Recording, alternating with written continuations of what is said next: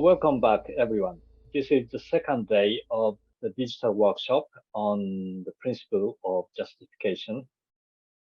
Today, we have two sessions, one for emergency exposure situation and another is existing exposure situation. I'd like to give you a brief instruction. The format is the same as yesterday. In each session, the moderator's presentation is followed by a discussion. And in the discussion, if you have questions or comments, type them in the Q&A box. Please share your experience and insights so that we'll have a fruitful discussion. So now we start the first session, session 3 on emergency exposure situation. Jessica, now floor is yours. Thank you, Nobiko. So I'll just start sharing my screen.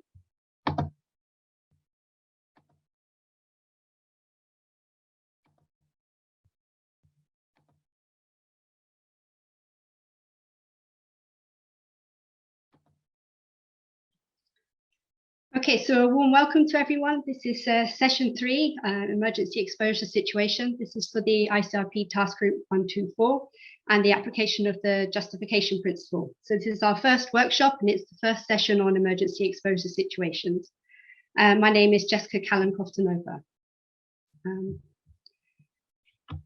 The plan for the session today is that we'll be doing a short presentation of 15 minutes.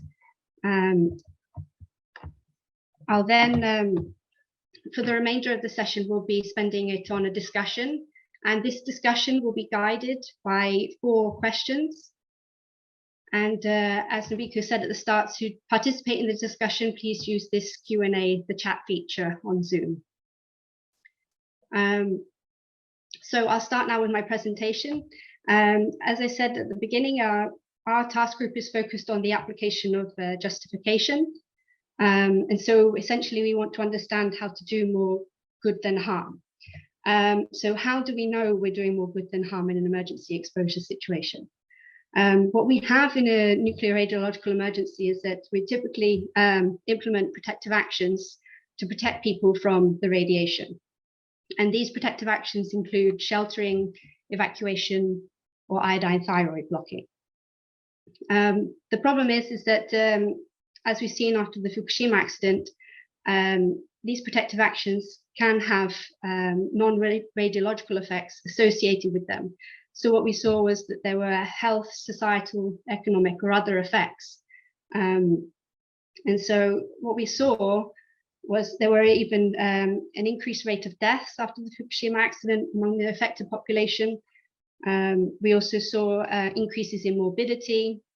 We saw hypertension, heart disease, diabetes, and many other health effects, as well as mental health problems. And there's a wide range of studies done under the Fukushima Health Monitoring Survey. It's a large database of papers published of all these effects. So what we saw was that the affected population were well protected from the radiation. There've been no discernible radiation-induced health effects. The problem is that we've seen these other effects that can be associated with the protective actions. So were the protective actions justified? That's the question. And were we not doing more harm than good by these protective actions? So the current basis for protective actions we have is based on typically predetermined projected dose criteria. This is for tissue reactions or deterministic effects, and stochastic effects. And stochastic effects are the effects are estimated based on the linear non-threshold model. And the emphasis is protecting people from radiation. So there's a bias in favor of being concerned about the radiation, with the lower the dose, the better in principle. And there's a lack of consideration being given to the harm that could be associated with protective actions. So there's, at the moment, the protective action strategies are disbalanced. There's a leaning towards conservatism and the radiation hazards, whereas protective action hazards are being underestimated.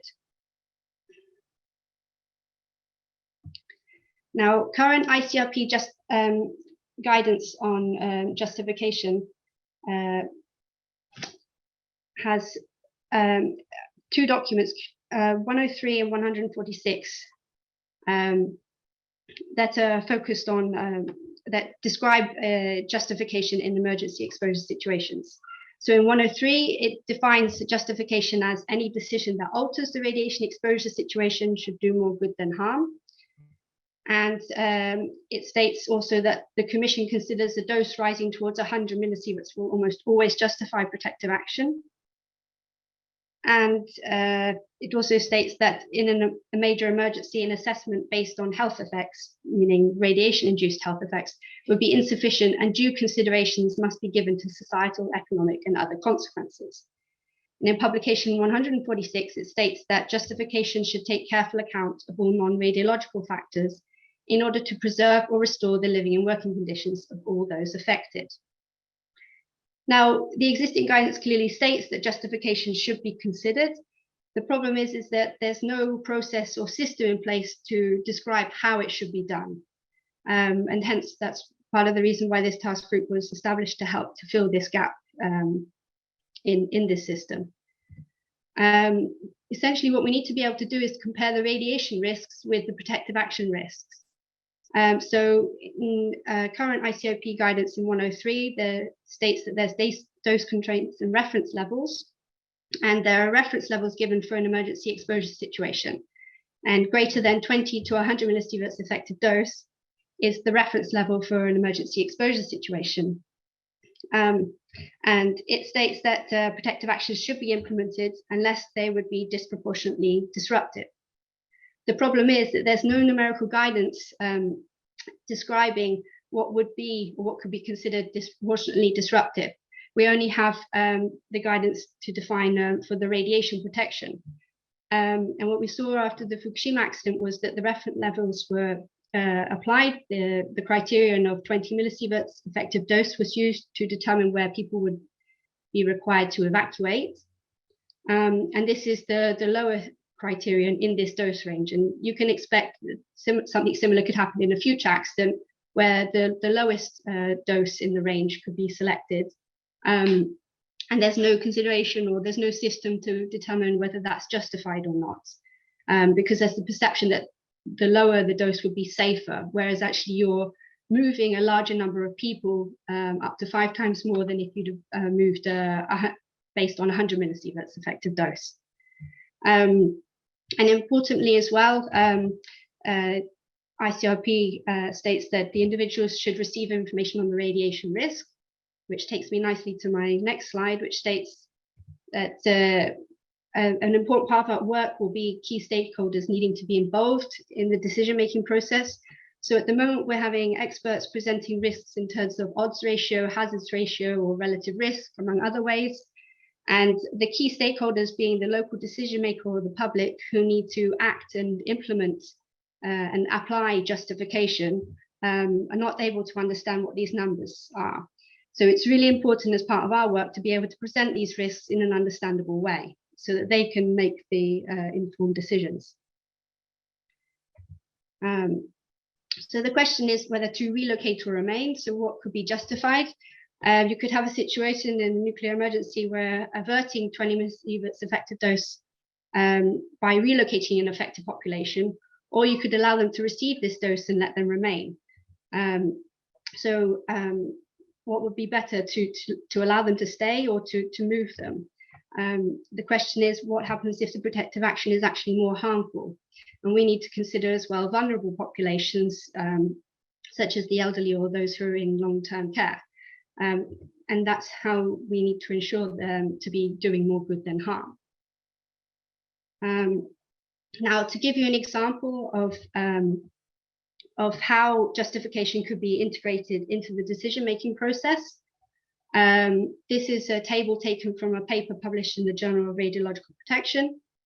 It presents the risks in terms of absolute risk in cases per 1,000. And it's part of the work that I did for my PhD. So on the left here, the dose criterion are given in millisieverts. So these are given in effective dose, and they're typically the projected dose criteria that you would use to trigger protective actions in many countries. These numbers are used. In the next column are the radiation-induced deaths that are possibly prevented by the triggered protective actions. And these are estimated based on the linear non-threshold model. You then have in the next column the deaths that can be associated with protective actions or dislocations. And these were estimated based on data from the Fukushima accident, as well as from evacuations in the US for hurricanes. And in the final column here on the right are the mental health problems that could be associated with dislocations, so moving people, and the perceived risk of exposure to ionizing radiation.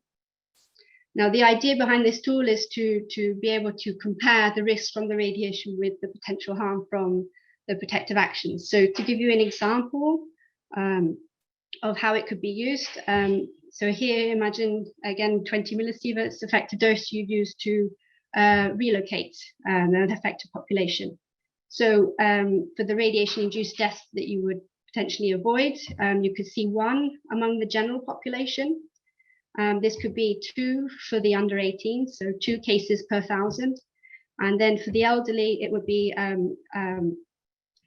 third of a death.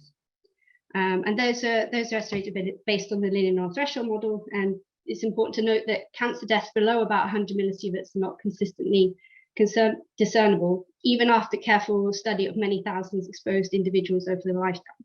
So these are essentially hypothetical deaths. You wouldn't necessarily observe them at these low doses. So you then have, for the deaths associated with protective actions, you would have 3 per 1,000 among the general population.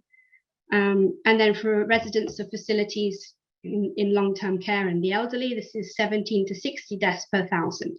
So much higher than the radiation deaths you're seeking to avoid. You then have for mental health problems, 200 per 1,000 among the general population and 120 per 1,000 for the under 18s. And that's just an example of the kind of tool that could be developed. It's based on data from the Fukushima accident.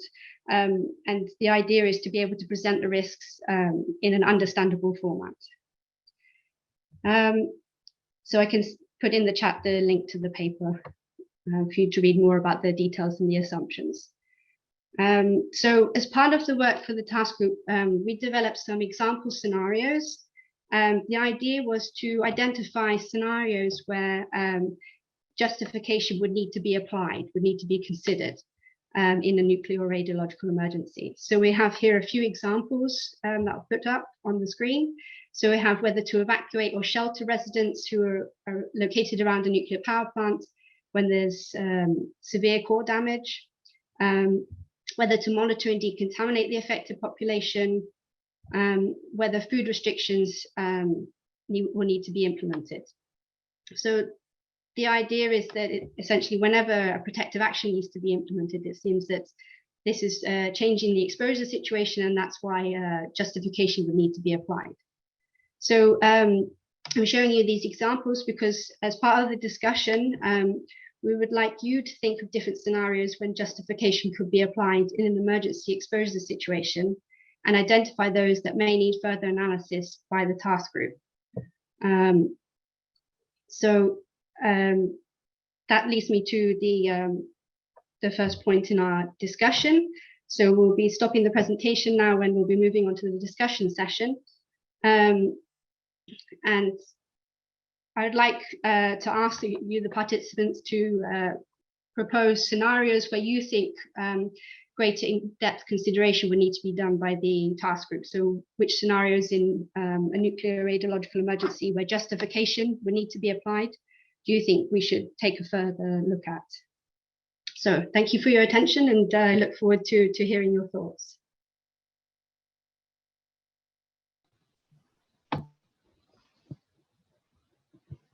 Thank you so much, Jessica, for such an interesting presentation.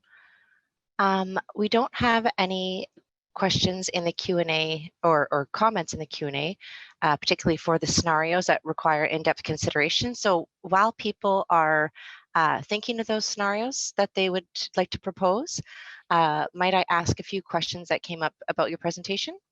Sure, of course.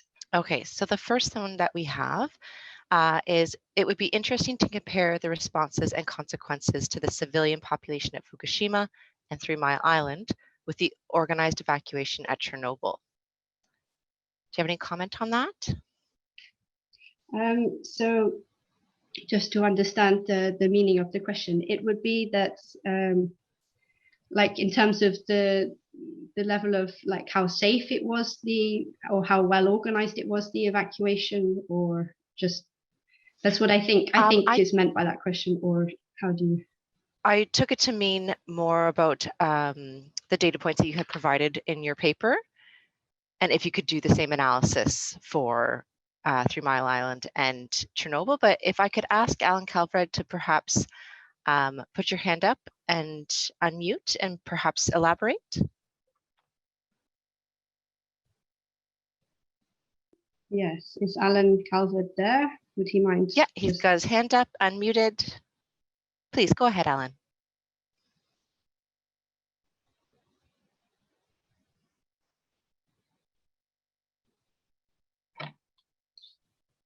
Alan, we can't hear you.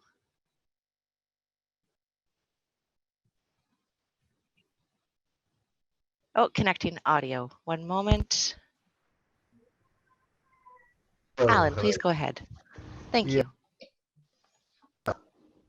Are you receiving me now? Yes, we can hear you. Good, good. Yeah, my understanding was that at 3 Mile Island, the evacuation was somewhat disorganized and there were a lot of road accidents. Certainly the consequences at Fukushima seem not to have been optimal. But all the reports I've read of the initial lockdown and subsequent evacuation at Chernobyl seem to be relatively incident-free. But I wonder whether they've got any more numerical data than that.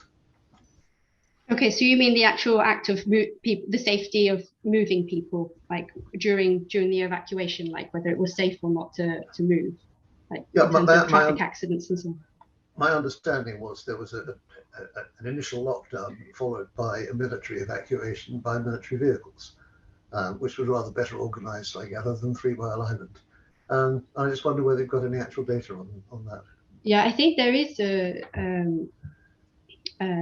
there is definitely data for the 3 Mile Island, because I know the USNRC studied it very much in depth about the consequences of this accident.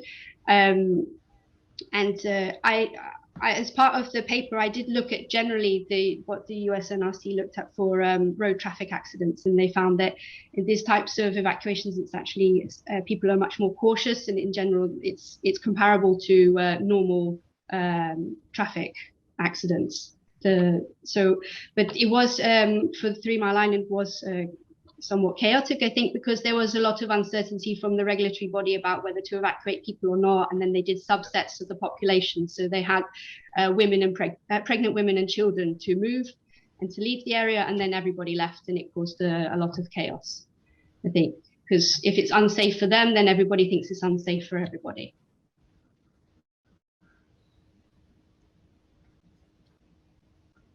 Do you have any information about Chernobyl? Chernobyl, about the actual evacuations, I haven't seen any data. I'm sure maybe it's available, but it might also be top secret. I could imagine it's classified and not published. And it might even be in Russian as well, which is also a hindrance. But it's something to consider and look at for sure. So, I know Medvedev published a couple of books within a couple of years after Chernobyl, but to what extent his account can be believed, I don't know. Mm-hmm. Yes, you're right, but it's an interesting point to consider. Yes, when we look at it more in depth. But as I said, the paper I looked at in general in the US, evacuations were found to be as safe as normal. Many thanks. Great. Thank you, Alan. Okay, we're going to move to the next general question. And it is, do you have measurements for radiation hazards that belong to the ICRP, or are you depending on data sets from publications?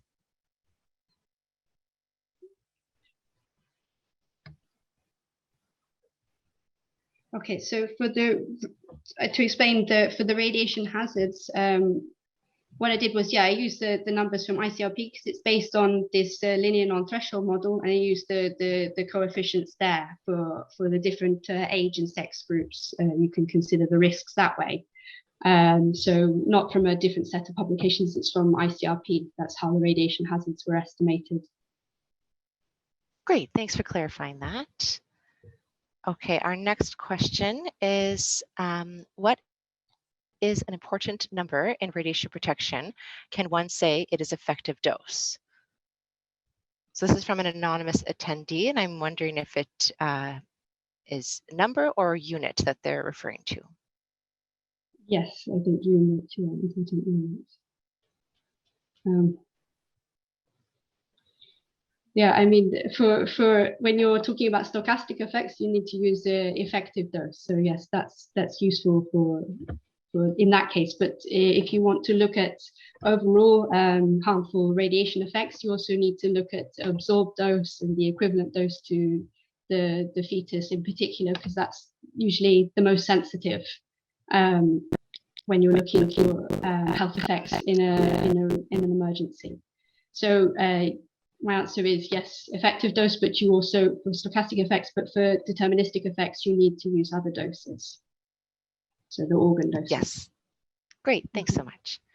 All right, our next question, they comment that they love the table, so well done. Can you separate mental health issues for relocation only, perceived risk of radiation only? Perceived risks would apply if relocated or not, correct? Yes, correct. There's something to look at for the next paper, but it was combined because it's very difficult to separate when this data was taken from the Fukushima Medical Health Survey, so it was already an existing paper that was published. It's not my data, so I had to work with how it was defined there, but yes, it's something to look at and to try and separate. It's just very difficult to do so. But I mean, this is something that I can make a note of for the task group to consider how to look at these two issues separately. But thank you for the feedback, and I'll put in the chat the link to the paper so that in case people want to read more detail about what the assumptions were. Yeah, I think there'd be a lot of interest in that. Thanks. Okay, so we're going to move down to Olga German's question. Do you have data on cases when exposed population was not evacuated and no food restrictions imposed? Are there mental health risks, cardiovascular disease risks caused by worry? That's a good question.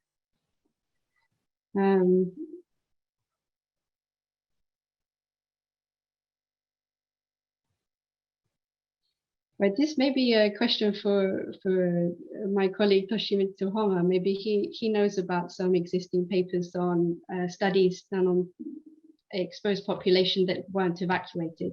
I'm not so familiar because I was looking at the affected population that were moved.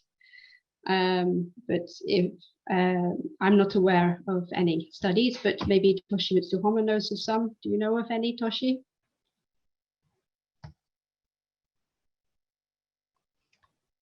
Toshi, you're on mute.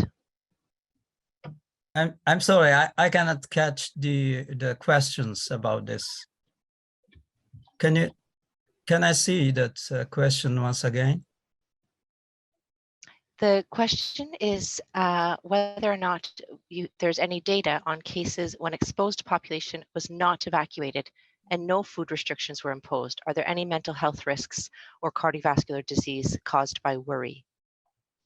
I think that I don't have any detailed data and detailed knowledge about that, but there are several papers written by, for example, Professor Tsubokura Masaharu in Fukushima Medical University, and then they have some data on the effect on the people not evacuated.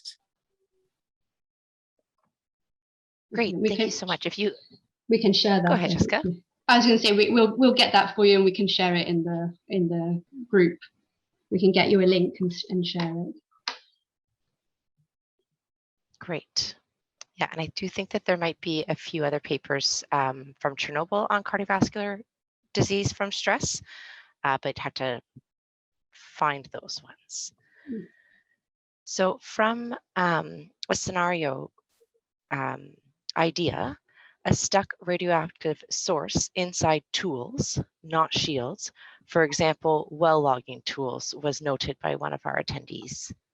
Okay, wonderful. Thank you for this. Yes, okay, so it's noted, and it's one of the scenarios that we can consider for a further analysis. Thank you.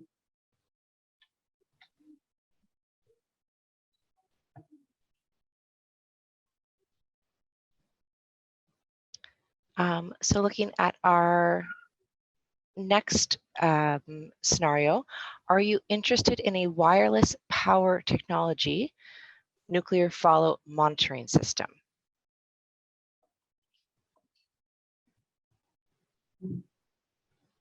Is that something that you're familiar with? Not so much, no. Are you? Toshi? No, I'm not familiar with this. Okay, if there is a reference that you would like to point the task group to, Ishmael, please put it in the chat and we'll take note of that. Mm-hmm. All right, so the next question, in areas where people rely, oops, oh, my screen just jumped. Forgive me for 1 second. Here, I'll copy that out. Okay. In areas where people rely a lot on traditional foods, like hunting, fishing, gathering, like in northern Canada, another cost-benefit scenario might be the risk of consuming contaminated traditional food versus the extra cost and poor nutritional value of imported foods. This may have implications for deployment of SMRs in the north, small modular reactors in the north. Is that a scenario that the task group could consider? Okay, yeah, this is good. Yeah. This is really helpful. So food restrictions when you're relying a lot on local food supplies. Exactly. Thank you so much, Luke.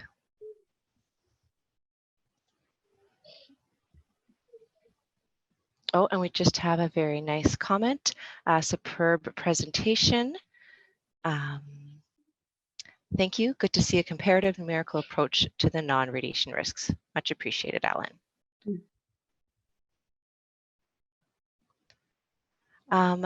During alpha therapy, do you have data on family members' exposures and their mental health?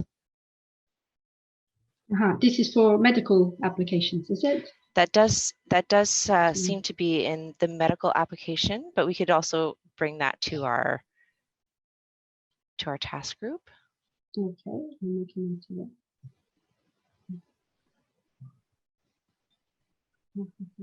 And family members in their mental health. Okay. All right, our next one. The reference levels recommended in an emergency situation are considered justified in the ICRP publications. However, it's not clear that non-radiological consequences of applying the reference levels to implement protective actions have been considered in the justification. Something to consider for the ICRP, how do we include non-radiological impacts in the process of justification? Is there a thought to reconsidering the justification of the proposed reference levels? So how do non-radiological health effects like mental health and other consequences get considered when choosing the ICRP reference levels? Exactly, and that's the point I was trying to make in my presentation. Maybe not clear enough, but yeah, it's the focus is on the protection from radiation, which I think as a radiation protection community we're doing very effectively to protect people in an emergency from the radiation. but these other effects need to be integrated into the decision-making process for justification. The table I showed is an example of what could be done, but there is no system in place at the moment. But yeah, I agree with you fully. Yeah. Thank you. That's why your research is so important, Jessica.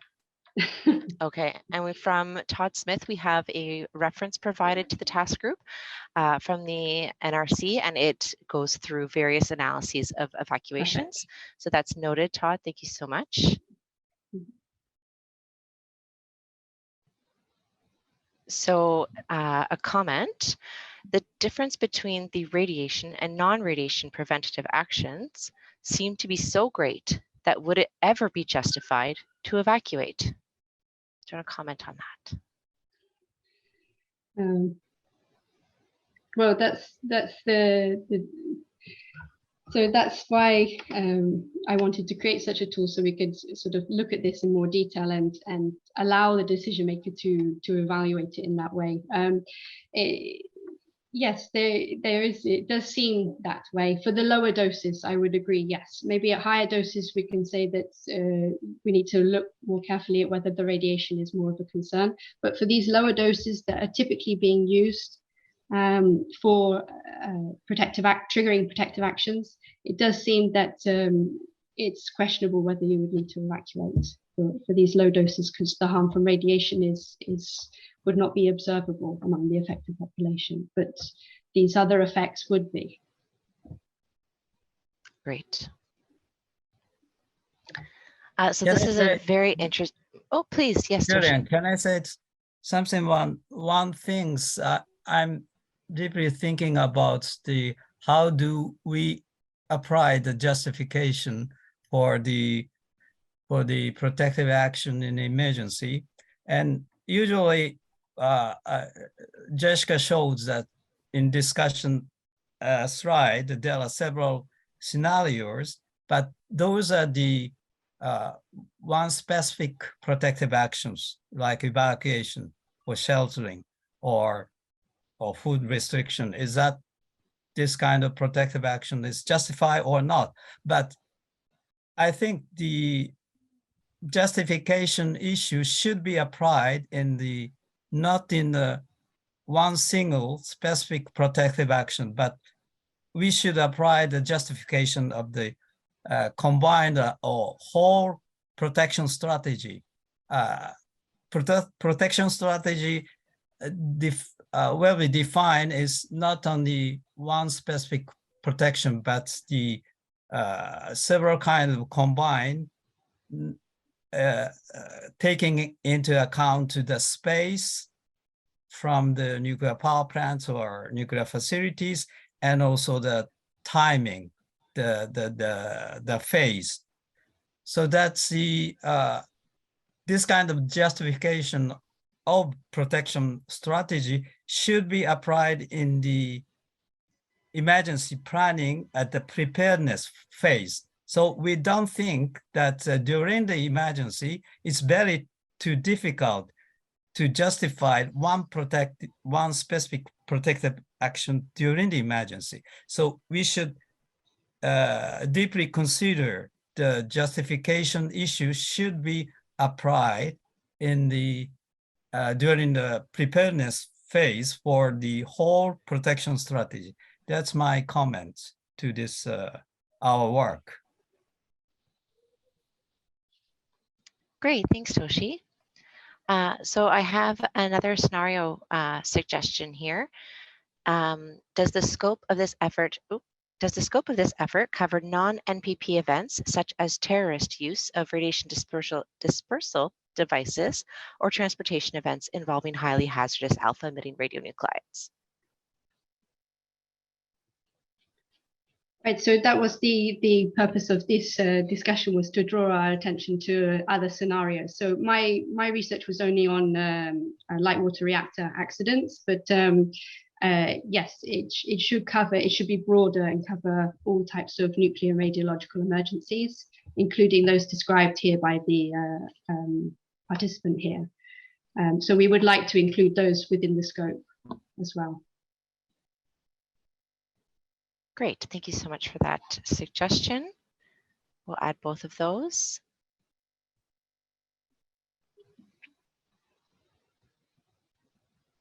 And then I think another question back to your research. Radiation itself causes non-radiological health effects. Did you consider these or just mortality? It's just mortality. It's just based on the linear non-threshold model for radiation-induced deaths that are estimated using that model.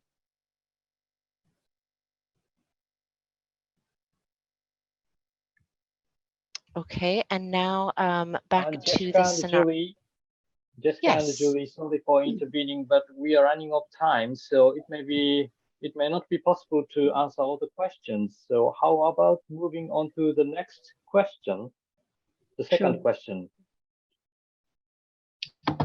Certainly. Okay, so the next question is what factors do you think need to be taken into account in the relevant scenarios? So when we're looking at these scenarios in greater detail, what other factors do we need to take into account? So we'd appreciate everyone's feedback on that as well, please.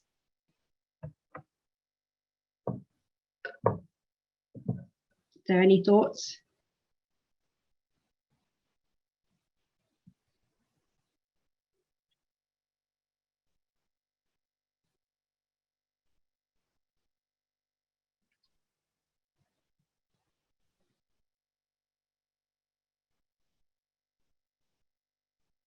I don't see any new thoughts coming in on the factors that need to be taken into account.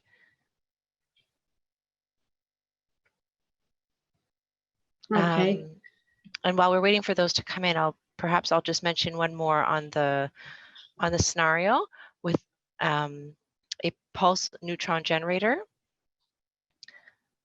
Neutrons can transfer material to isotope temporarily, and this can affect public who are not considering that they are in the presence of radioactive materials. So perhaps a medical emergency type of example.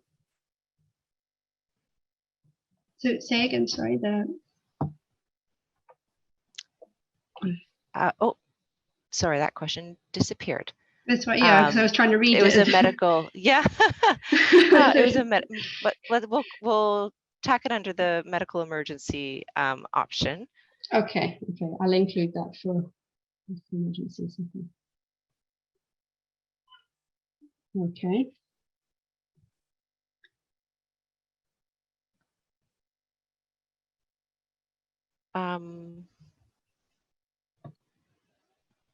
We do have a few references to some IAEA guidance, so thank you very much for providing those. The task group will go through those.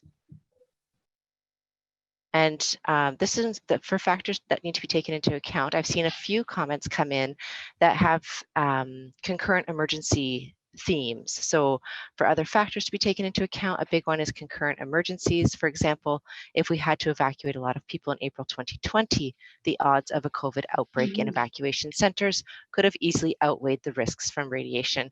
Thank you so much, Devin, for raising that one. That's a really important example. Yes, that's really helpful. Thank you.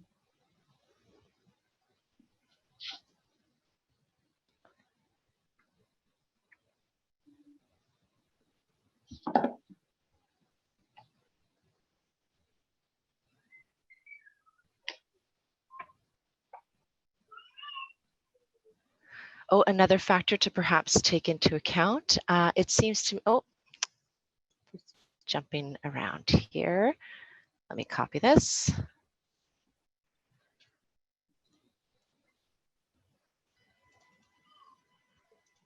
All right. Protective actions seems like they would always be warranted if you're having doses that could result in severe deterministic effects. For instance, effects that could be fatal or possibly have detrimental effects to the fetus. These doses are much higher than those that you considered. So that's, yeah, an excellent comment. Thank you, Thomas, that we need to very much consider the dose when making these balanced judgments. Yes.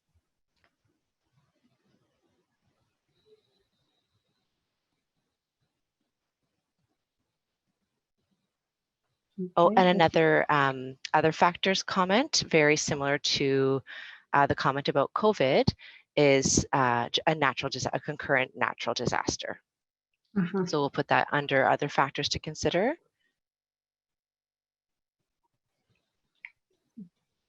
Good. One from our colleague on Committee 4, factors. Does those implementing protective actions impact of protective actions on ecosystem services, impact on well-being, economy, environment, and individual versus societal benefit? So those were all suggestions for other factors to be considered. Very good. Yes. Thank you.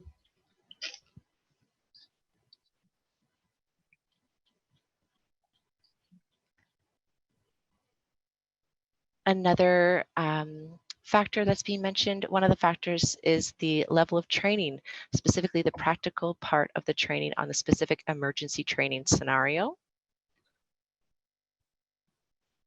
Level of training, yes. Thank you.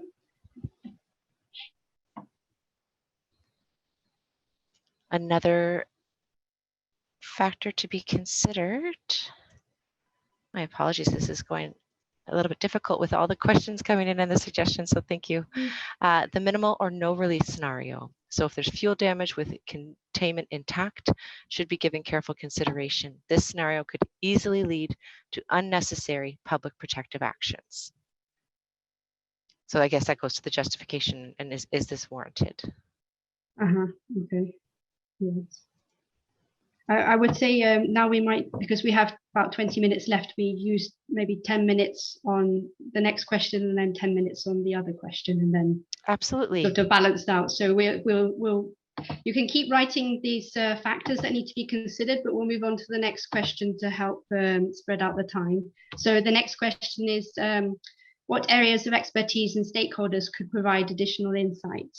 So when we're doing this further analysis, who else should we ask to give their input to the analysis? Feel free to continue writing about what factors, but we'd also appreciate now what areas of expertise and stakeholders could be useful for this analysis.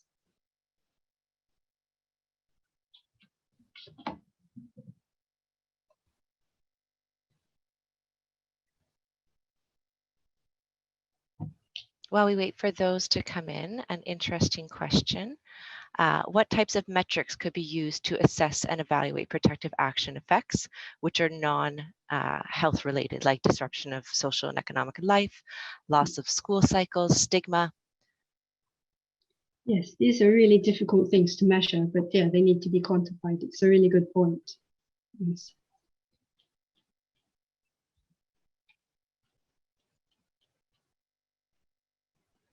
Oh, I can't get to the bottom here.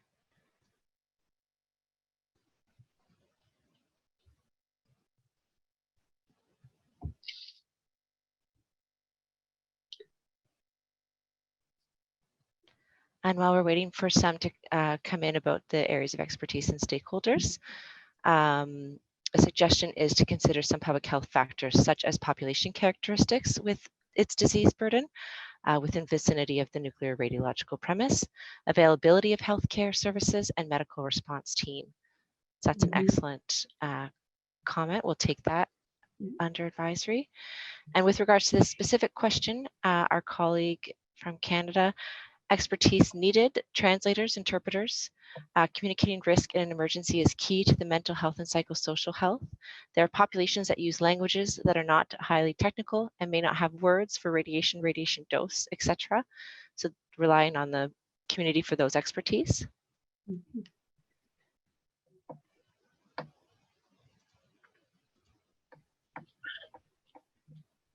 That's a good point.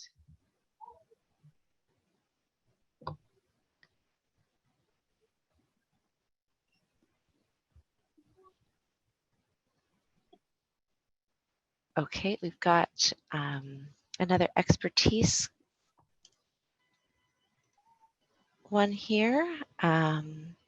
So it may be a good idea to involve the expertise available in national civil protection authorities who have daily experience in balancing risks, including those related to the implementation of response actions. In many countries, civil protection authorities are ultimately responsible for the implementation of many of the key response actions during a nuclear or radiological emergency. Okay, that's a really good point. Yes. Thank you. Building on the existing.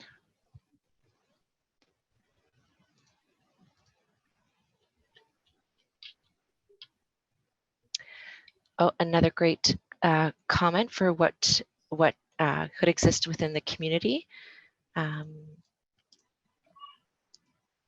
Here we go. Community leaders, elders, non-governmental organizations, public health professionals, mental health specialists, communication specialists, again, translators, and early childhood educators. Mm-hmm. So great examples of people with expertise.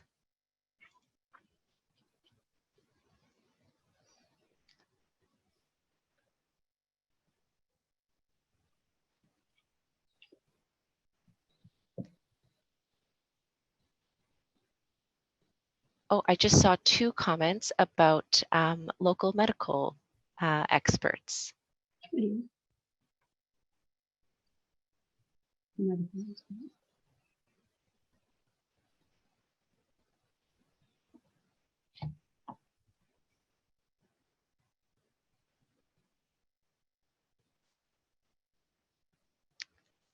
Oops, another comment for the local affected population itself. They would have invaluable local knowledge, but would need clear and transparent communication to fully understand what's at stake in justifying protective actions. Thank you, Anne. Mm-hmm.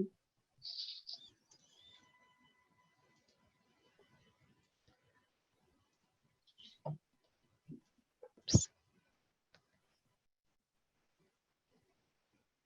It seems a lot of people are commenting that medical experts are a must. Yes. So I'd hope that we can also maybe Toshimitsu know some in Japan that have a lot of experience from Fukushima that could share their inputs. There should be a lot of medical experts there that we could use.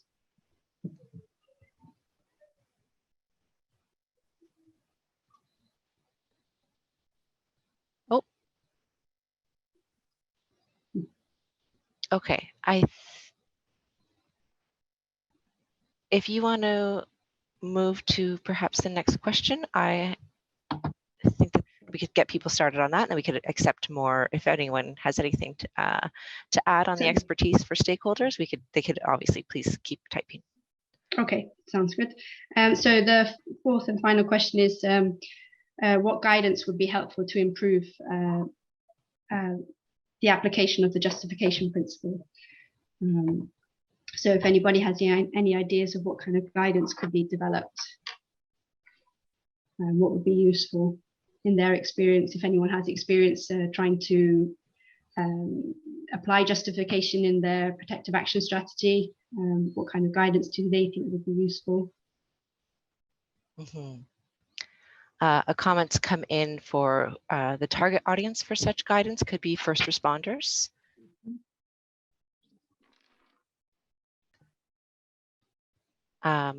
Another, going back to the 3rd question with regards to expertise, one that may be overlooked is expertise needed to counter misinformation and disinformation. Mm-hmm. Thank you, Anne. That's an excellent suggestion. Yeah.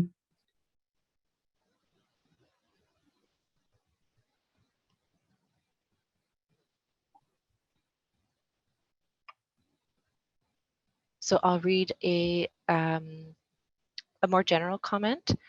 How would you balance a suggestion to relocate or evacuate, given a radiological scenario, versus other experts and stakeholders which are arguing for sheltering in place, say evacuating an extreme weather event or major concern for displacement by many individuals?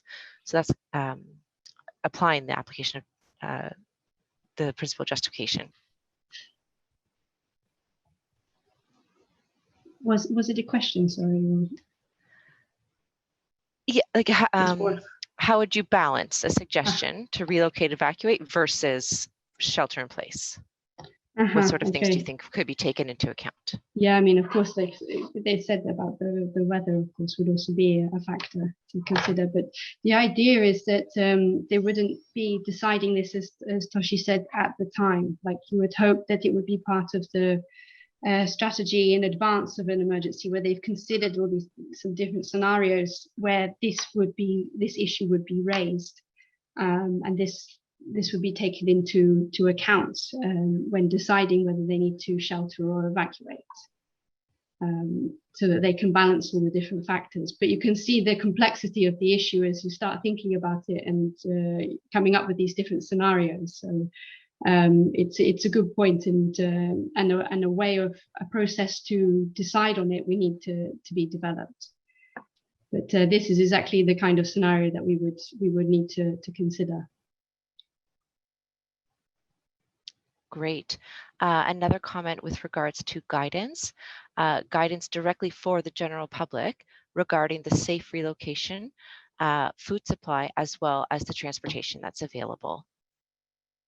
So all important topics. Thank you, Sarika, for that contribution.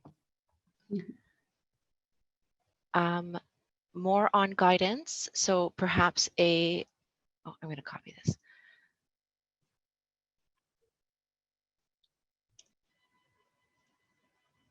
There we go.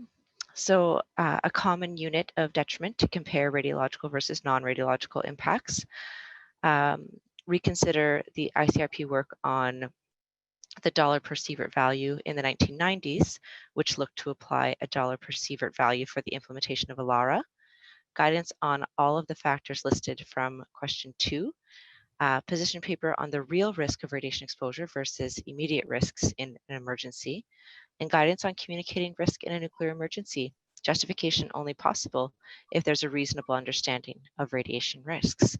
So there's a lot in that question. I'm not sure if we want to invite our colleague from Canada, Tristan Barr, to elaborate on any of the ICRP work from the 1990s. Sure. Tristan, do you want to raise your hand? And then perhaps we could unmute you. I know Tristan has a very interesting research project on this topic. Good morning. Can you hear me? We can. Thank you. Sure, thanks. Now, I was a little bit vague about the timing and the actual work, but I do recall reading in the early 2000s work the ICRP was doing, and it was really looking at answering the question of when it is worth applying additional radiation protection in order to achieve ALARA. So what is ALARA? And look to identify effectively the dollar value per sievert. I think it was widely criticized. People did not love the idea of having a link between kind of the value of radiation protection and ALARA. But in terms of looking to develop a common unit or to compare impacts from multiple different factors in a radiological emergency, it was at least a start to that. So yeah, the consideration was maybe to look at how that was built and consider what was included in the documentation. I'm fairly sure it was ICRP, an ICRP publication. So thank you so much, Tristan, for elaborating on your idea. I see Kimberly jump to raise her hand. Kimberly, do you have comments on that? Thank you. Just a quick comment about the cost benefit and economic analysis.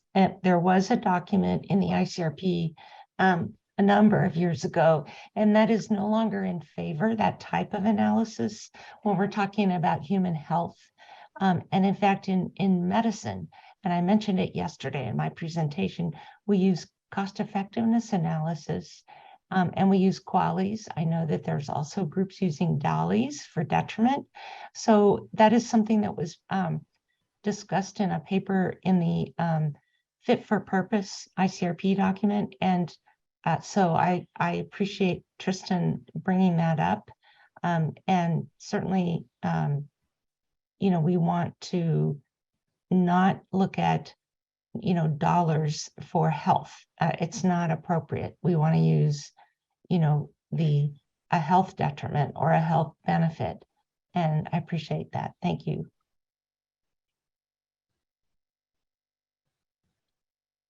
I see one more hand raised. Hefin, would you like to add? Yeah, I think the cost benefit analysis in my experience had been largely discredited because it wasn't used for the reasons that were proposed, which were trying to get the best benefit from expending a quantum of money. When the value for a person CVIT was applied, it tended to be used to justify not doing anything in radiation protection rather than choosing between different options to improve the protection.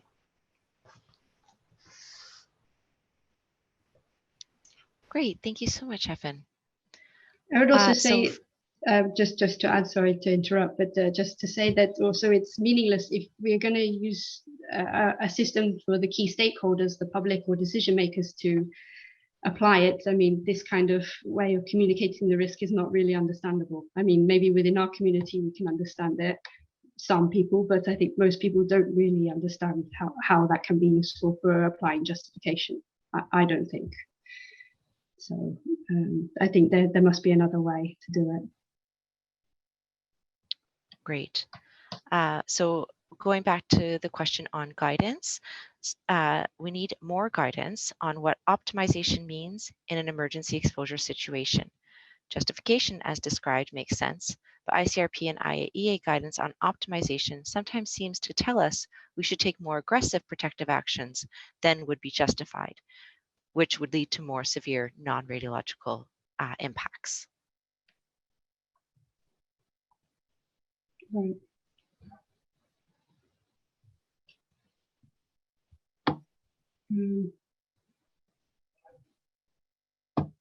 That's sorry, I missed the is that's written in the comments? Is that I missed it? So the yes, yeah. I was just reading another one of the comments.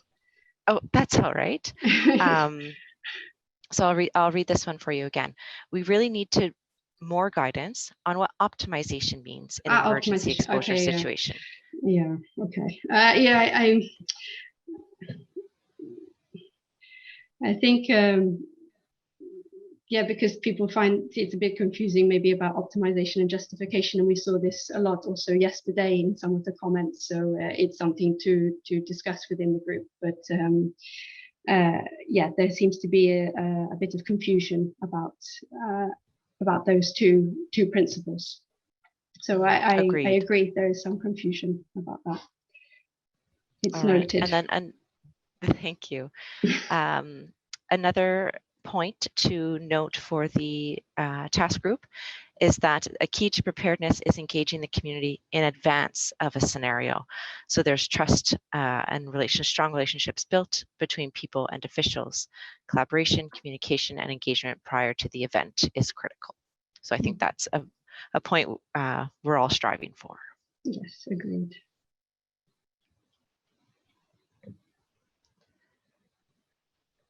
Oh, we have an excellent resource popped in the Q&A box by our C4 colleague. So this one is a paper published by Wieder and al., the R's of Reasonable Relationships, Rationale, and Resources. Yes, thank you so much for that, that reference. That is a great paper. Okay, good to know. Thank you.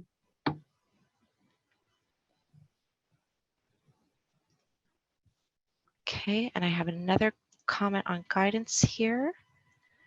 So criterion-based guidance, taking into account factors that have been suggested, would be useful to improve the application of justification. Lessons learned from COVID-19 has really shown the importance of specific guidance to be used by all for specific decisions to be taken, for example, home-based quarantine surveillance, hospital admission requirements, and so on. Yes. So focusing on the criteria. Yes, agreed. Yes.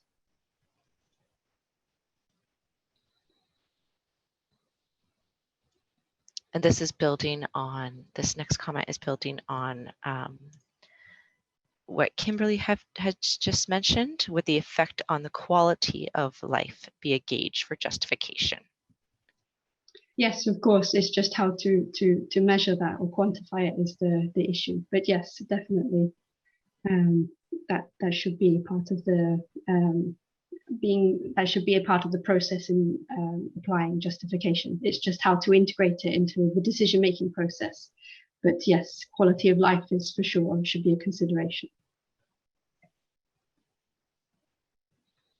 Great. So those are all of the questions that I have so far.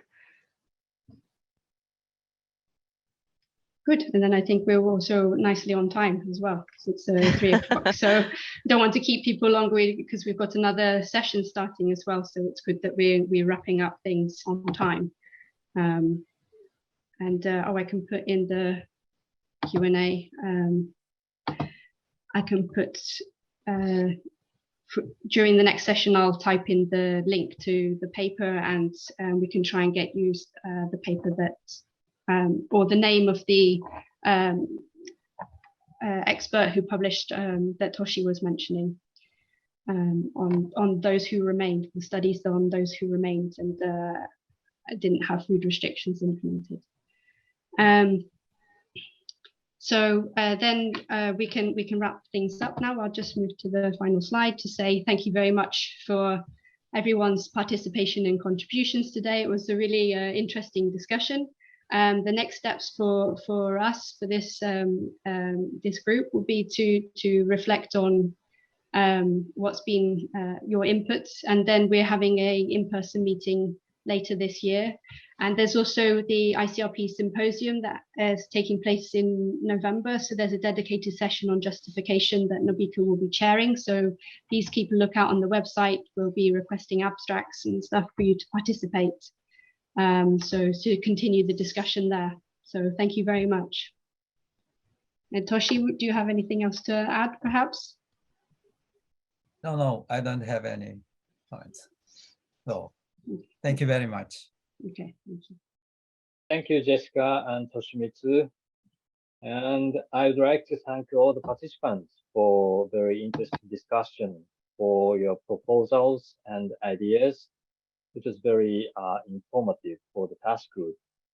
And I know there are many questions and comments, and we could not respond to all of them, but they are all noted, and we try to answer to them maybe in later times. So I think now it's time to move on to the next session, session 4, existing exposure situation. Mika, floor is yours. Okay, thank you very much. I'm trying to share my presentation. I hope I have it here. I just put it in the presentation mode. I have to manage to do that. Now it should be okay. So hello everyone. My name is Mika Markkanen. I'm coming from the Radiation and Nuclear Safety Authority in Finland. I've been working in the field of radiation protection since 1985.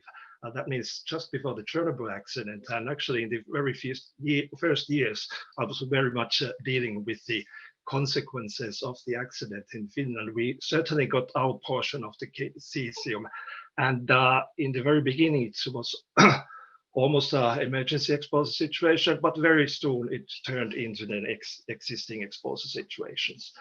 I have also a long history and background on natural radiation issues, which are by default in the ICRP recommendations, existing exposure situations. So it's a real pleasure for me to make this presentation and be the moderator for this session. I will take my first slide. So the contents of this presentation is I'm going to run through the how the justification in existing exposure situations is currently addressed in the current ICRP recommendations. There's a little bit repetition of what we've already heard, but I think it's good to remind the factors and how it's addressed, especially in existing exposure situation. Then I will provide you some example scenarios, meaning situations, cases where justification is needed for decision making in existing exposure situations. Then I will address some examples of factors to be taken into account in the justification in existing exposure situations. And the last part, which is of course the most majority of this session, is the discussion with similar questions what we had in the previous session. So let's start by looking at the current recommendations. These are repetition. You've seen the basic principle of justification, the publication 103. But what I want to point out here, that in case of existing exposure situation, the question is about reducing existing exposure. So we are not introducing new exposures like in practices. We are making decisions on reduce the situation what we have in front of us at that moment. And so that is a key question. And in that such a decision, when making a decision for reducing doses, we have to also, of course, consider the disadvantages, and the overall measures should do more good than harm. Then some specific guidance of the ICRP on some exposure scenarios. And the first one is the protection against radon exposure. And in this case, the decision is to be made regarding whether or not a protection strategy against radon measure is implemented. And so it's a question of a strategy, which is usually typically a country-specific strategy or strategy that should be established reference levels. What would be the levels of the reference levels above which you should take actions? Is there some radon-prone areas? How we identify that? So this kind of overall strategy, when you adapt that and you decide to implement it, it has to be justified. But in establishing this strategy, and of course, in addition to the radiation exposure, concerns about other issues like public health priorities, social and economic factors has to be taken into account. And so really there has to be the net benefit that whether the radon protection strategy is justified in the country as a whole. Okay, then we have the case of cosmic radiation in aviation. Once again, the justification is mentioned there and as a starting point. And once again, the question is about whether to implement a strategy, which may comprise several different measures, like recording doses or special measures for the protection of pregnant members of the aircrew. Then going to publication 142, which is about the protection from norm in industrial processes. And this is a kind of a particular one. I think this norm industries was yesterday already mentioned in connection of practices. But by default, according to the current ICRP recommendations, norm industry is an existing exposure situation. And once again, the basic way of implementing the principle of justification is to decide whether to implement a protection strategy. Different various type of measures, for example, measures to reduce exposures of the workers, for example. And other important point here is that according to the current recommendations, this applies both to those norm industries which are currently running, which are going on currently, but also for any new norm industries which are to be established. And for me, at the moment, I see this a little bit contradicting. This is my personal view now, that when you are introducing a new norm industry, certainly the radiation exposures is part of the overall justification of whether to start that industry or not. Currently, the wording in the ICRP recommendation is that more or less that the norm industry is by default as a whole justified, but then we make a decision only on whether to implement on top of that a radiation protection strategy. But I think in the future this should be changed, that clearly that the implementation of a radiation protection strategy and the radiation exposure should be one contributor to the overall justification of a new norm industry. So that was a little my own opinion on the current wordings of the ICRP recommendations. My last reference to the ICRP publications is to the publication of radiological protection in the event of large nuclear accidents. Okay, of course, nuclear accidents is not an existing exposure situation, but this publication covers also the recovery phase, which is an existing exposure situation. And that's the reason I'm referring to here. And here, once again, when in the process of justification, emphasis is on that all the other factors should be considered, non-radiological health effects, social, economic, and environmental considerations. And also is referred to the overall ethical goals of societies. So it well-being of individuals, the quality of life of affected communities, the preservation of the quality of the environment for future generations. And an important part is when considering all these factors is the importance of involving stakeholders in these decisions.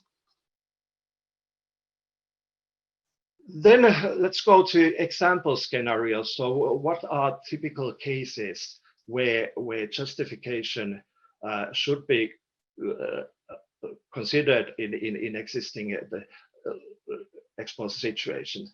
So we can have existing exposure situations which are caused by radiological emergencies. So we may need to make, and we will need to make decisions whether the cleanup of contaminated premises or areas. Perhaps we need decisions whether we put access or use restrictions for some contaminated premises or areas. Also, whether to recycle or reuse contaminated objects, materials, and waste, and use of contaminated foodstuff, especially locally. So that is one group of existing exposure situations where justification is relevant. Then we have legacies from previous practices, and we have to decide whether remediation of legacy mining or milling sites are necessary if such exist in the country, and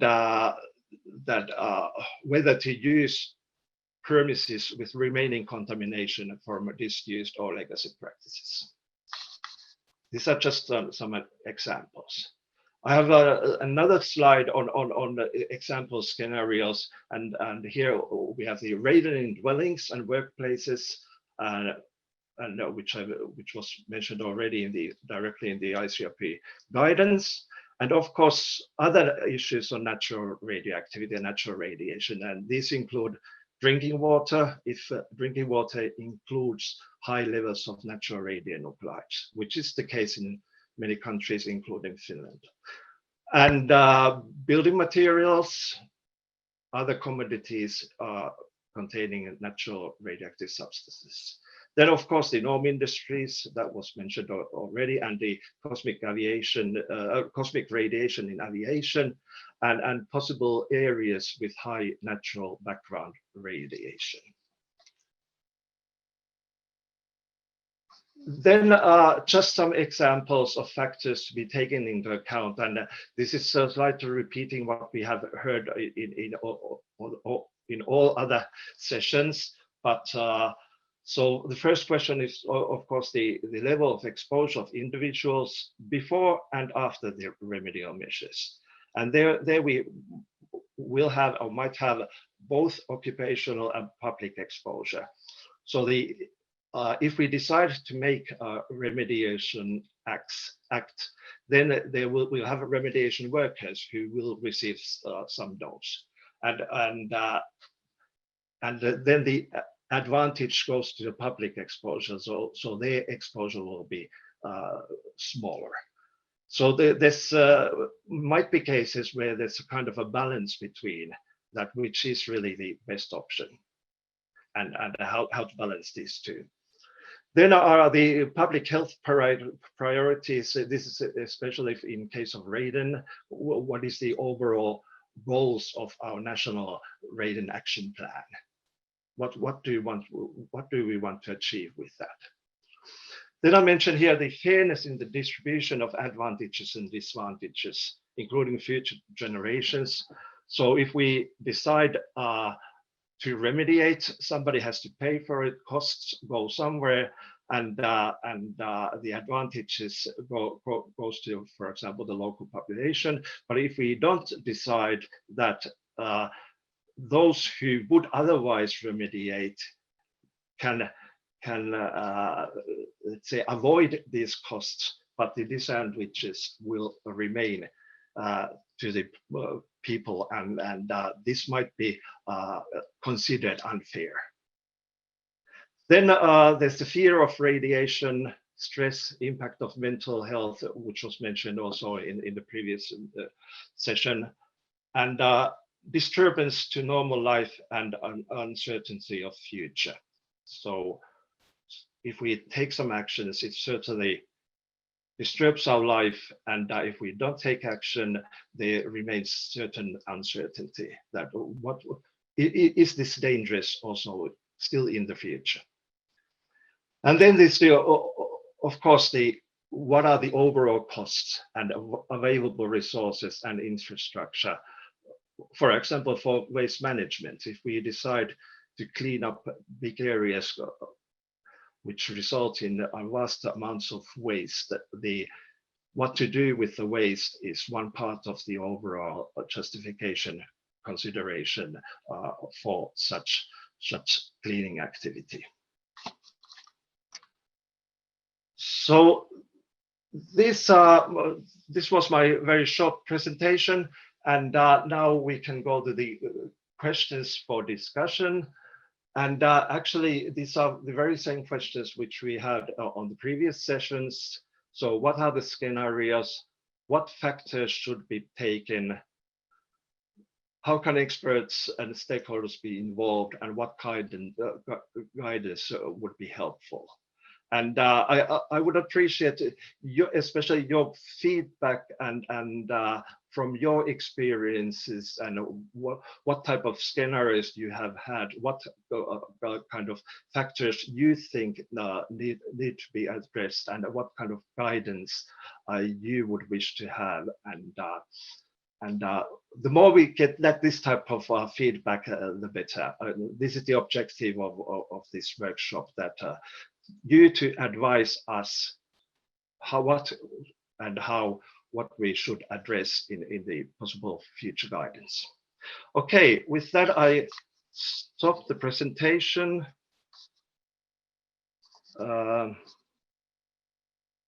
Should I leave this? I think. Yeah, I would leave the questions up. Can you still see the questions now? They're not in presentation mode. Not in presentation, okay. But if I put it in presentation mode, then I don't see any of the possible questions. So then okay, I'll put it in presentation form, but I have to rely on really your telling me the questions, possible questions. Great. Thank you so much Okay. for your interesting presentation, Mika. So we don't have any questions just yet on the 4 bullets that you have put on the slide. So while we're waiting for people to think about those, perhaps a generic question. Do you consider the role of adiabatic process in the formation of possible radiation contamination scenarios? So what was the word? Do you consider what? Can Do you repeat consider it, the please? role? Sure. Do you consider the role of adiabatic processes in the formation of possible radiation contamination scenarios? I'm not sure. Do I understand the question now, to be honest? So it's the process where you're transferring heat or mass in the thermodynamic system. I think it might have been specific to one of your slides.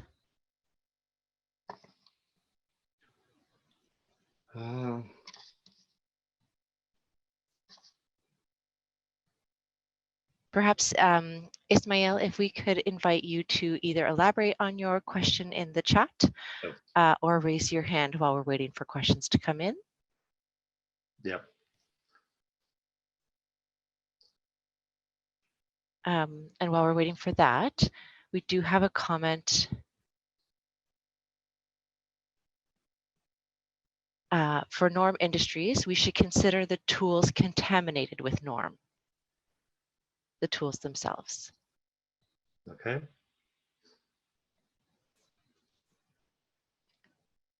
Okay. Environmental contamination and increased exposure condition following nuclear and radiological accidents to be considered more seriously.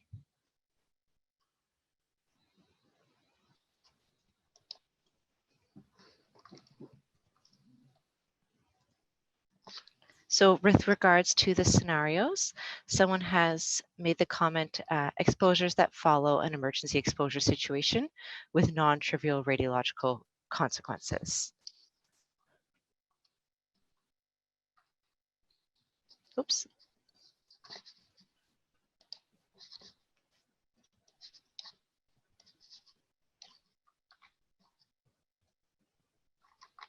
Okay, now I can see the questions also. Okay. So where are we? In the second question, there is apologies if this has been covered elsewhere by ICRP, but the first challenge is how to define the situation is an existing exposure situation. It is particularly challenging for historic sites, not just mining sites, where practices occur that were considered acceptable at the time, or there's a mix of both existing and planned exposure situations now. Did you want to comment on that?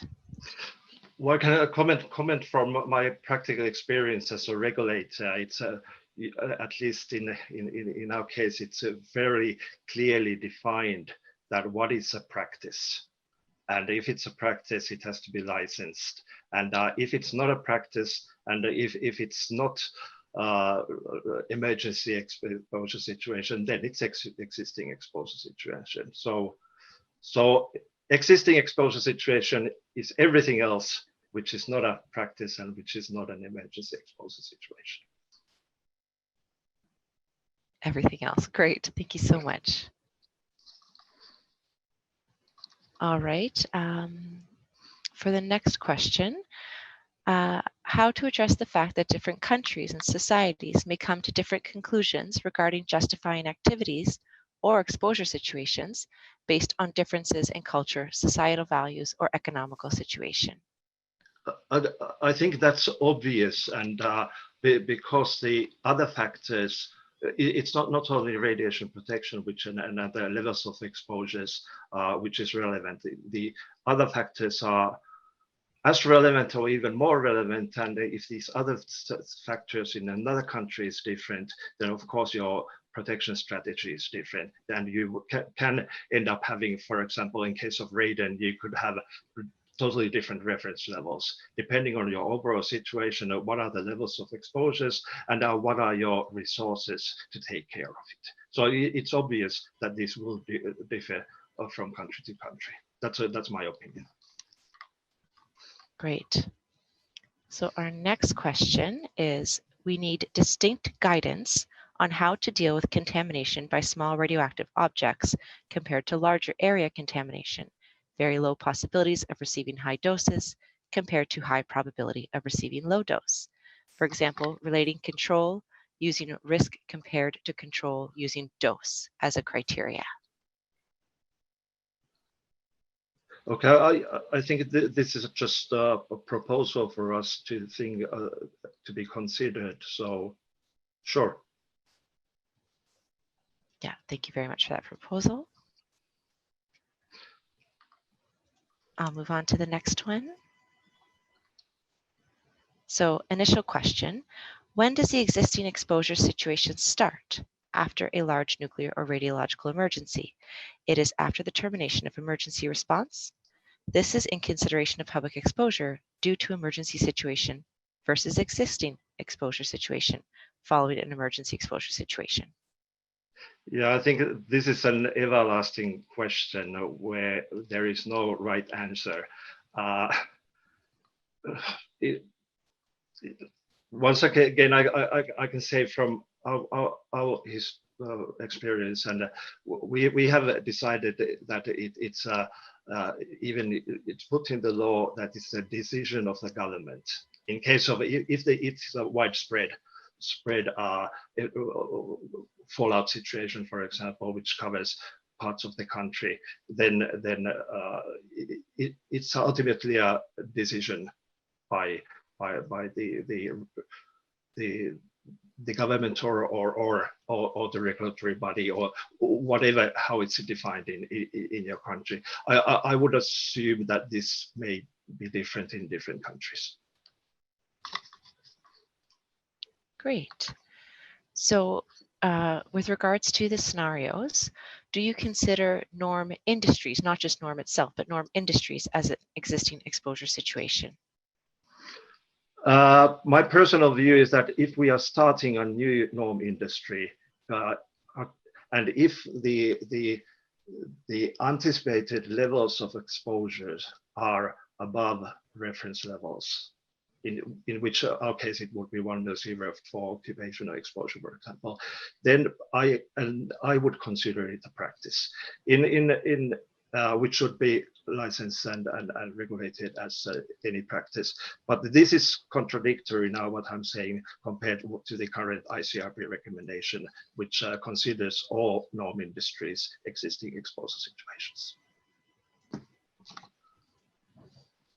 Great. So a bit of a comment here. ICRP gives us good principle for radiation protection, but it might be confused to figure out the difference between method of justification and optimization, especially exclusion. For example, norm is exactly the same radiosubstances as the source of BKG. So could you explain the difference between justification and exclusion for the radiation protection?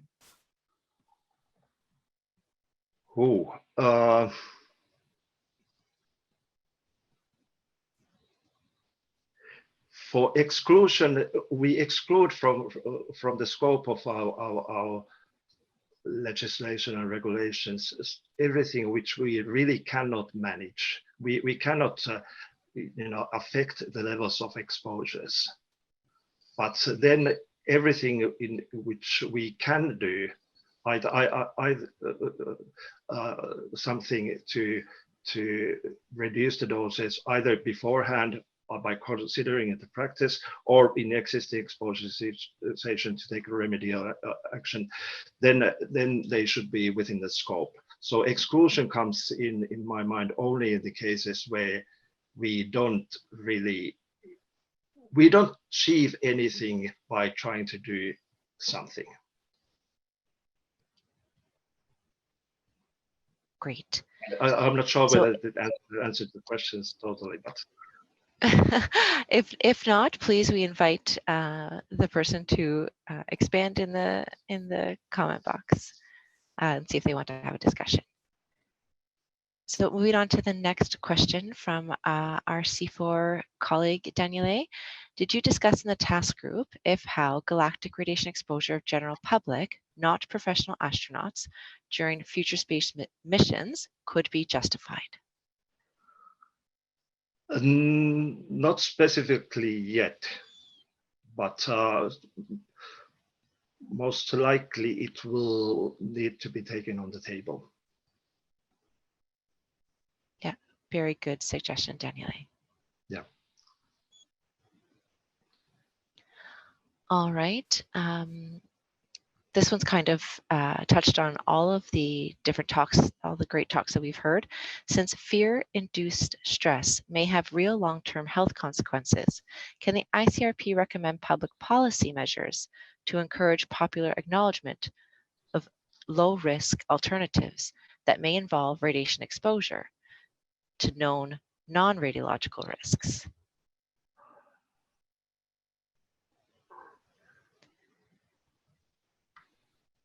So I'm not sure if that falls within the ICRP mandate. Yeah, I'm a little bit hesitating now to try to answer that. I don't know everything. Something for the task group to take back and think about. Yes, I would put forward to the task group. Another question, does ICRP consider any authorized practice to be planned exposure situation? Example, remediation of so-called legacies, which are considered to be existing exposure situation.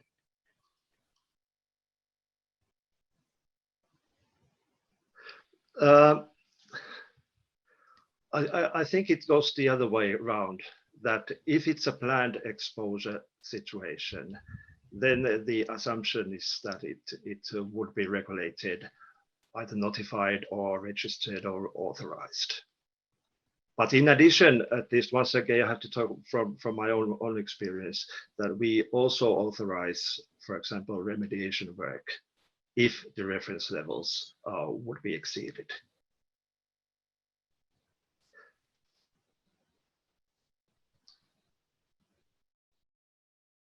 Great. So those are all the questions that I have in the Q&A. So we'll just remind people to read the questions that are on the slide. These are the key questions that the task group would like to put forward for discussion.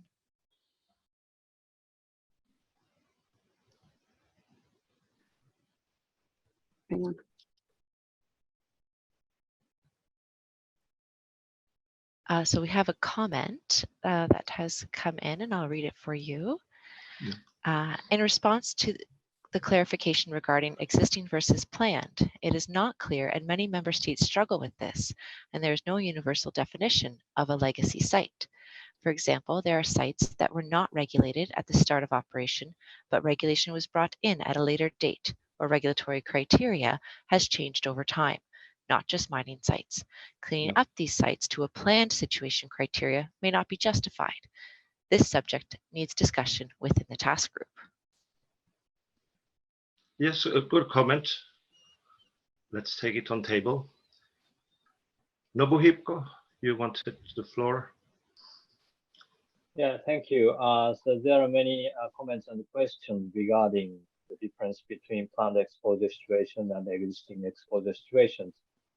I understand there's some gray zone, and that is why we have another task group 127, on exposure situations and categories of exposure.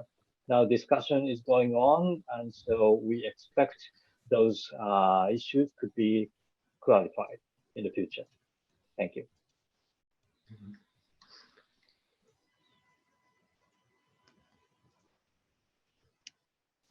Thank you for that, Nobuhiko. Another comment on cosmic radiation. So exposure to cosmic radiation due to aviation is almost always considered public exposure.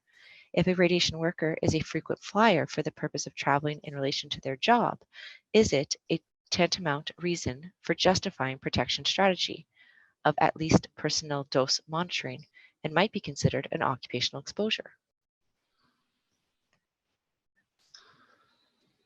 Yes, so this is also one of these everlasting questions. The aircrew members usually are defined as occupationally exposed person, but the frequent flyers, it could be, but at the moment I cannot recall any recommendations or requirement, for example, European directive or any other like that, which would regulate the frequent flyers at the moment. But of course, that could be considered occupational exposure. That's my personal opinion. And this is probably a question which should be further discussed and assessed. Great, thank you.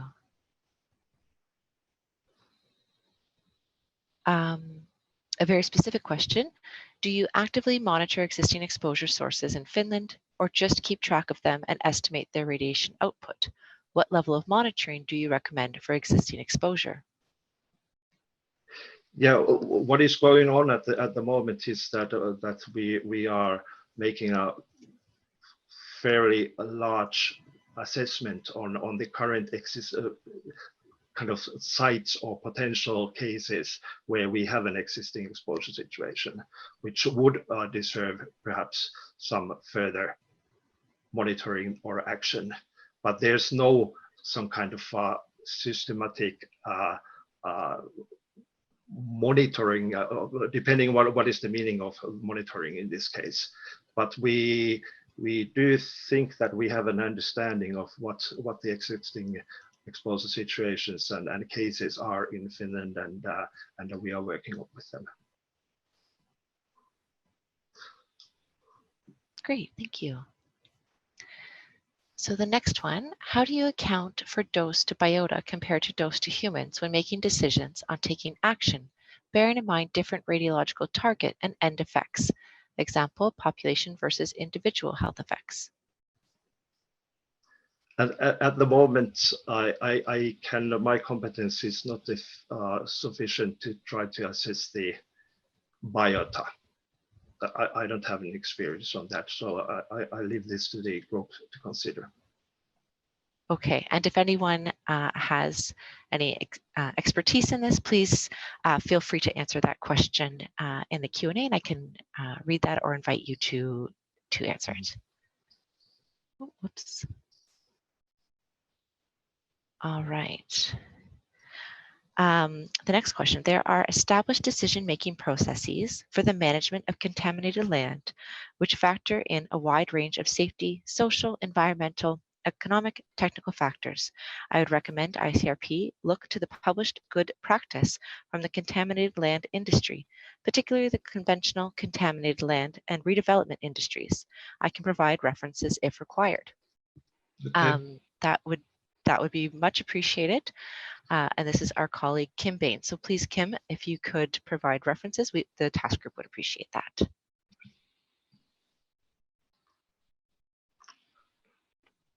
All right, the next one here, a suggestion for a scenario to consider in depth, natural radionuclides in drinking water sources. In particular, should justification be applied differently depending on the scale of the drinking water source? Example, large-scale municipal systems versus community or private wells. Yes, I would agree that this is a scenario which we have to consider. I already mentioned it in the presentation. Yes. Great. Okay. A specific question for you, Mika. Thank you for your presentation. Can you share how the factors that you shared earlier in your slides, such as public health priorities, disturbance to life, and cost, was taken into account? So it's a question that he or she wants to see the slide. So can you? Sorry, which slide? So it's two slides here. This one, now backwards towards the end, the next slide. Sorry, this one? That one example. So it's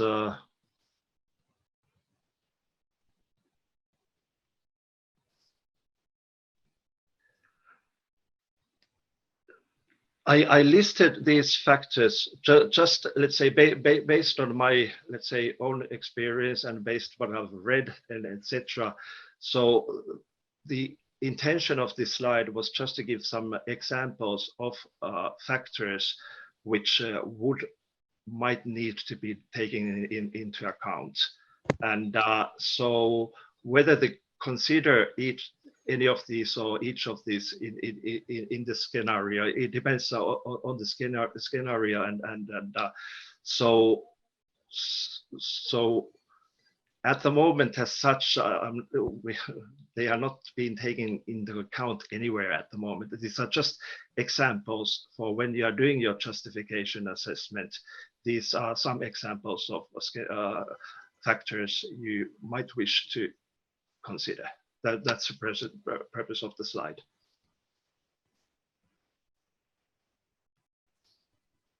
Without going any more in depth in each of the bullet points.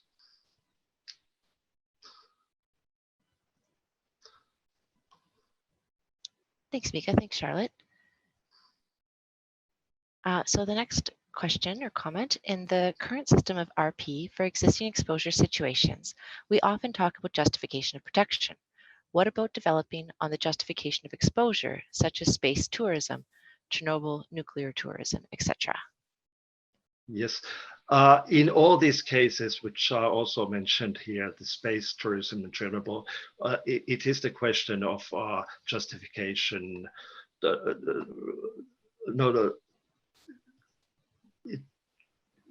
When there are existing exposure situations, the justification of the protection strategy, actually.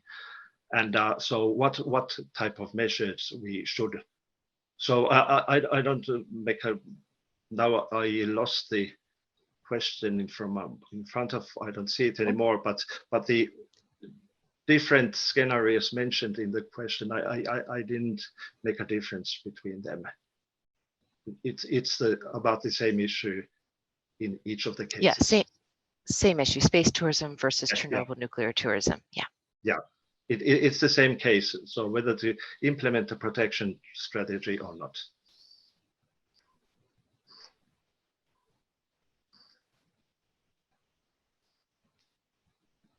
Oh, and we have a comment from Jean-Francois. Thank you so much. ICRP recommends the justification of decisions. Yes, good. Thank you, Jean-Francois.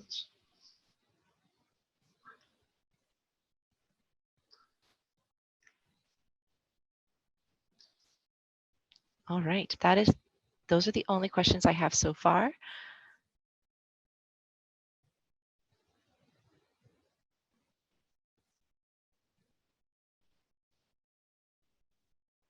So back to aircrew.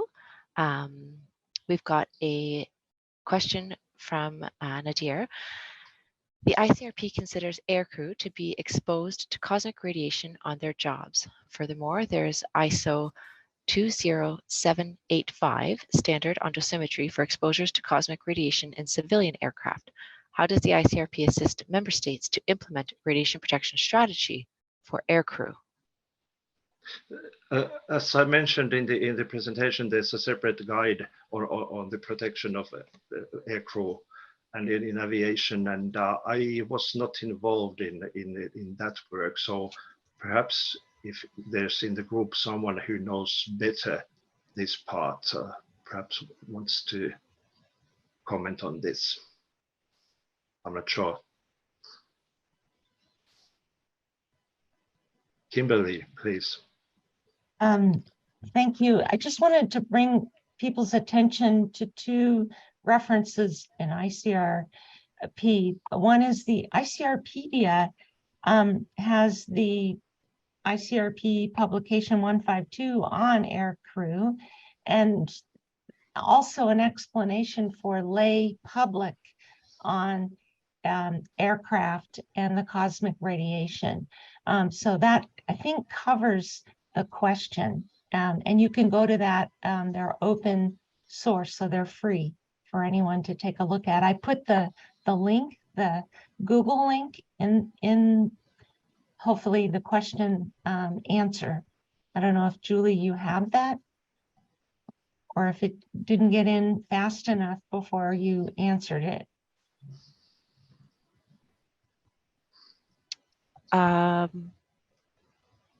Apologies, Kimberly, I don't have it. Oh, okay. Well, I can send it in the chat. Thank Okay. you.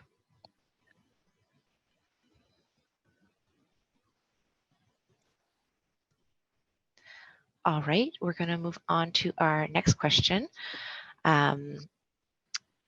Similar to what we've heard, are there plans to highlight the importance of adopting a harmonized approach to risk analysis in decision-making rather than just focusing on radiological hazard? For example, in the UK, action taken to reduce radiological hazard has introduced a much higher conventional hazard. I would say absolutely yes, because more and more we need to take into consideration all the possible hazards, and look when we are justifying a practice or remediation measures, especially then we have to take into account all the harms and all the advantages, and really they have to be integrated and looked at together, certainly.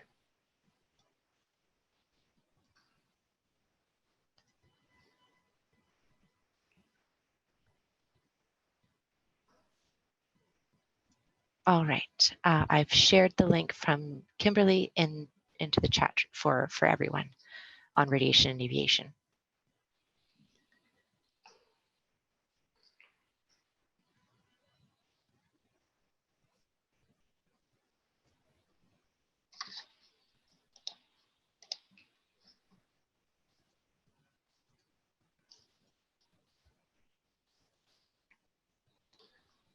No Okay, questions. that is the end of our question list. If anyone has anything that they would like to reflect on for the ones on the slide. Yes, a comment from our colleague Alan Calfred. If I recall correctly, aircrew exposure rarely exceeds 5 millisieverts per year. You can explain the risk to passengers by comparing this with spending, say, 3 months of the year in Boulder, Colorado. Okay. Thank you, Alan.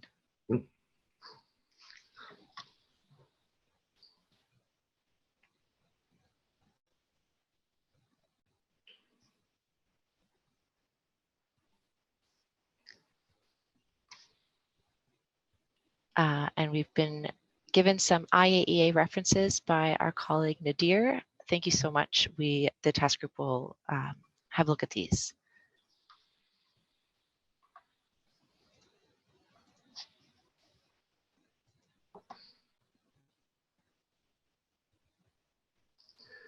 Yes, there's a question on giving a link to the presentation. From my part, of course, this presentation is will be can be shared, but I'll ask the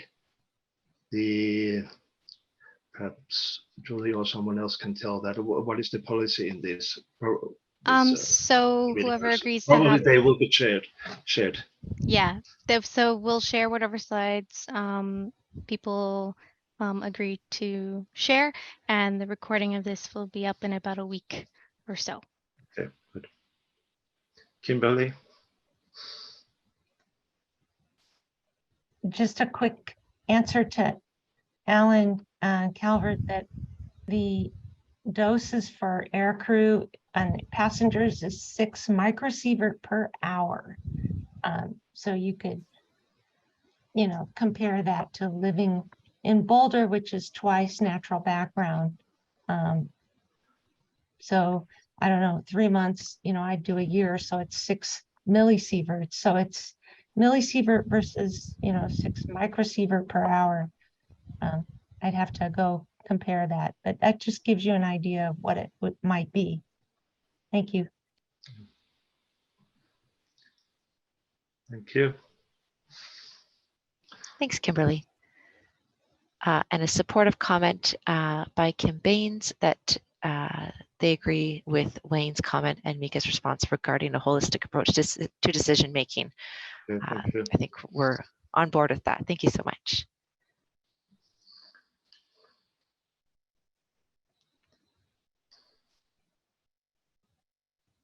And more references from Nadir. Thank you so much.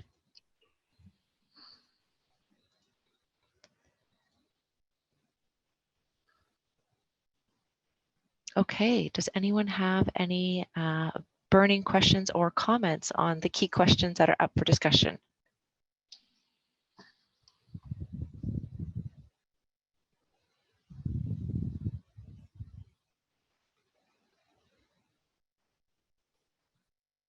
Oh, we've got some comments on aircrew. So Jean-Francois, ICRP 132 explains that the room for action for aircrew is quite narrow, time of exposure or route. And from Alan, 6 microsieverts per hour looks sensible. Civil aircrew are limited to about 2,000 hours per year flight time. Thanks, Alan.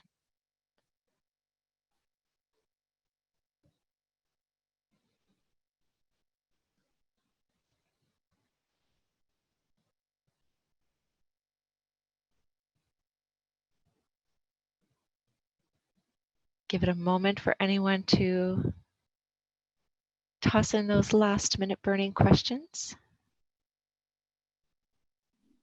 I have been too brief in my answering.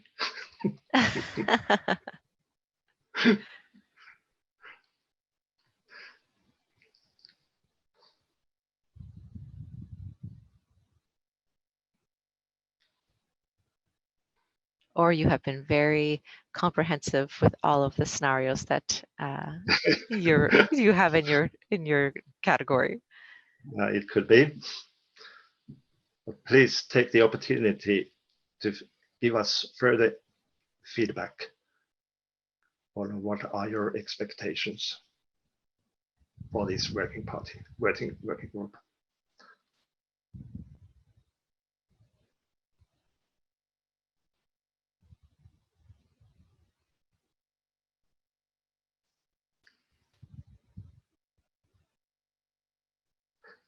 Nothing. So if there's no other questions, I think we can start ending this session. I would want to thank all the participants, and there was a lot of questions or comments. I see a figure there, 87 contributions. So thank you to all of that. And from my part, thank you for participating, and nice end of the day. But we are not stopping. Probably Nobuhiko wants to finalize this webinar, so I'll turn it back to the Nobuhiko. Thank you from my part. Thank you, Mika, for your contribution. And thank you, Julie, for your great assistance. So now this is the closing of this workshop. And I'm not going to speak at length, but just to give some brief remarks. First of all, thank you for joining us.